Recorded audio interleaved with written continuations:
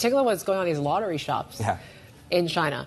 They actually are ditching bland storefronts and reinventing themselves as hipster hangouts. They've also put out slogans that really tempt youngsters out there that have been hit by an economic slowdown. Let's get to our Rebecca Choong Wilkins, Asia politics and government correspondent, joining us now with this story. Rebecca, what's going on?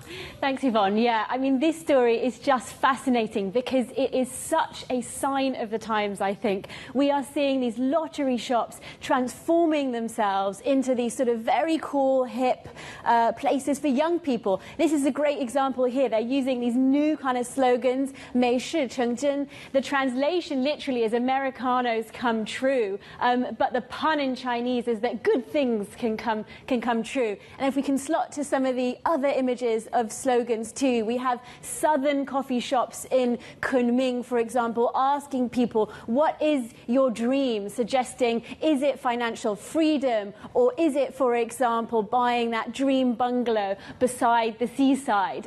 And scratch cards, which also proved to be pretty popular with young people as well. Here is a shop also in Kunming where with every cup of coffee you get a free scratch card. The slogan, a cup of coffee with good luck.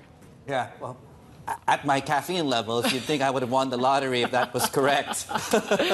What's been the impact, Rebecca? Well, that's the hope. I mean, this is the fascinating thing. It's really working. We are seeing more and more young people turning to the lottery. These are pictures of young people queuing up to buy scratch cards at Chinese New Year in southern China. And if we can pull up that slot with some of the sales data, sales for last year, 2023, actually rose to about 81 billion US dollars. Now, just bear in mind, 2023, that was the year that youth unemployment hit that record high. 1 in 5 young Chinese people out of work. Not just that, but 4/5 of the customers are in this sort of young people category, aged 18 to 34.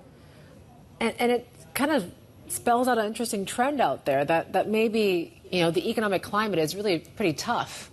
When it comes to young people now. Exactly, a really, really interesting dynamic. And it's worth saying that historically, actually, when we see these sort of bump ups in lottery prices, it's actually been when times have been good in China. Because what it has tended to be is blue-collar workers, lower income wages, actually going out and buying lottery tickets when they had a bit of extra cash. Now it's very different. We're seeing these young students buying lottery tickets when times are tough. That is a very different shift in the trend.